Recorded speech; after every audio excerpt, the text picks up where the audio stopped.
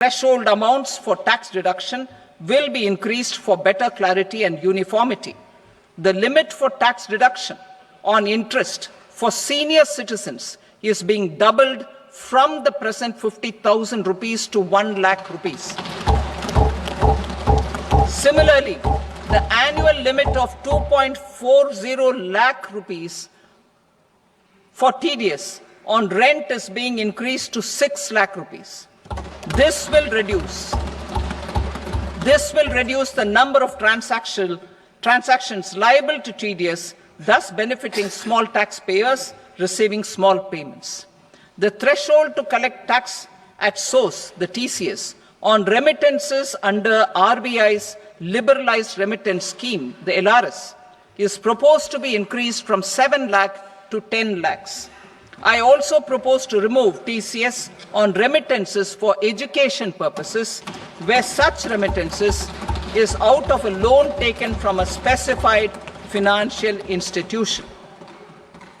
Both TDS and TCS are being applied on any transaction related to sale of goods. To prevent such compliance difficulties, I propose to omit the TCS. I also propose that the provisions of the higher TDS deduction will now apply only in non-PAN cases. In July 2024, the delay for payment of TDS up to the due date of filing statement was decriminalized. I propose to provide the same relaxation to TCS provisions as well. The government under the leadership of Prime Minister Modi believes in Sabka Saath, Sabka Vikas, Sabka Vishwas and Sabka Prayas. In line with this, we brought in updated return facility in 2022 for voluntary compliance by taxpayers who had omitted to report their correct income. Our trust in taxpayers was proved right. Nearly 90 lakh taxpayers voluntarily updated their incomes by paying additional tax. Taking this trust further, I now propose to extend the time limit to file updated returns for any assessment year from the current limit of 2 years to 4 years. I propose to reduce the compliance burden for small charitable trusts and institutions by increasing their period of registration from 5 years to 10 years. It is also proposed that disproportionate consequences do not arise for minor defaults such as incomplete applications filed by charitable entities. Presently, taxpayers can claim the annual value of self-occupied properties as nil only on the fulfillment of certain conditions. Considering the difficulties faced by taxpayers, it is proposed to allow the benefit of 2 such self-occupied properties without any condition. To streamline the process of transfer pricing and to provide an alternative to yearly examination, I propose to introduce a scheme for determining arm's length price of international transaction for a block period of 3 years. This will be in line with global best practices. With a view to reduce litigation and provide certainty in international taxation, the scope of safe harbor rules is being expanded. A number of senior and very senior citizens have very old national savings schemes accounts.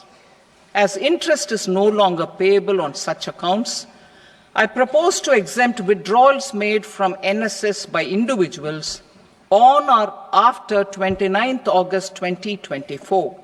I am also proposing to allow similar treatment to NPS Vatsalya accounts as is available to normal NPS accounts subject to overall limits. In my speech in July 2024, I had promised that all processes, including giving effect to appellate orders, shall be digitalized and made paperless. Over the next 2 years, So I'm happy to announce that digitalization is being made operational now. In July 2024, we brought in the Vivad Se Vishwas scheme to resolve income tax disputes pending in appeal.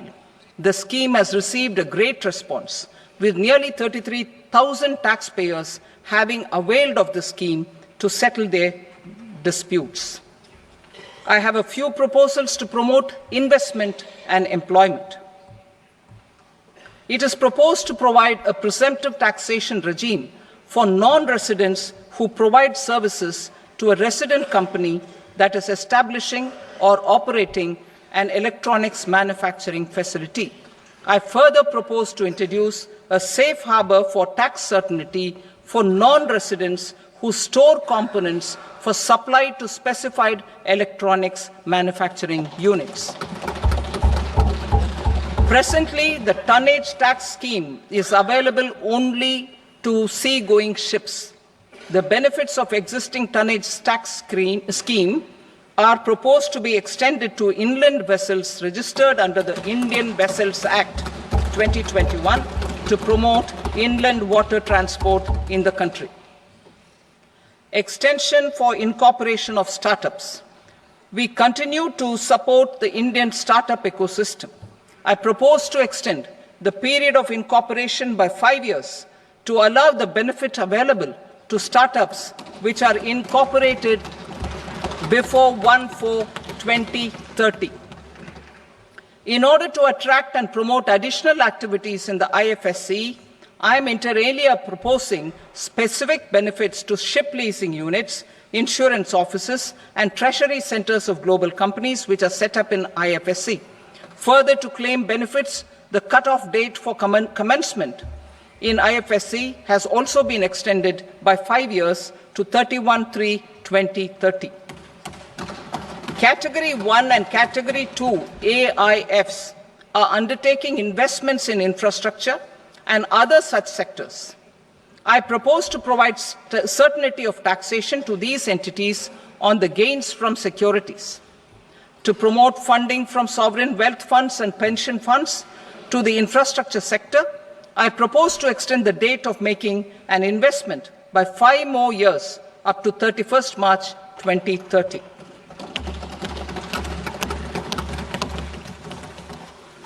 Personal income tax reforms with special focus on middle class.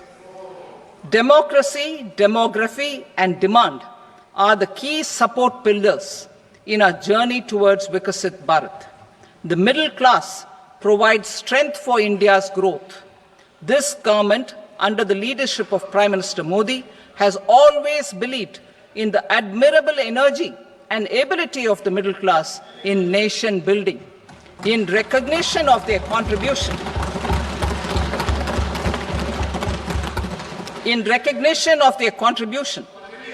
we have periodically reduced their tax burden. Right after 2014, the nil tax slab was raised to 2.5 lakhs of rupees, which was further raised to 5 lakh rupees in 2019 and to 7 lakh rupees in 2023. This is reflective of our government's trust on the middle class taxpayers. I am now happy to announce that there will be no income tax payable up to income of 12 lakh rupees.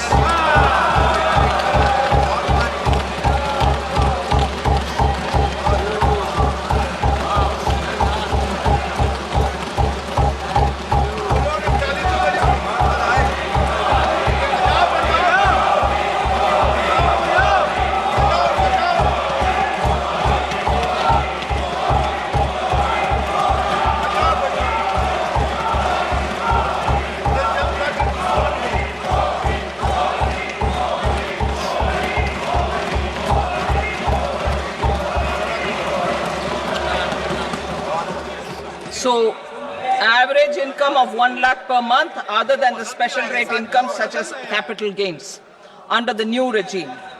This limit will be 12.75 lakh for salaried taxpayers due to the standard deduction of 75,000. Slabs and rates are being changed across the board to benefit all taxpayers. The new structure will substantially reduce the taxes of the middle class and leave more money in their hands, boosting household consumption, savings, and investment.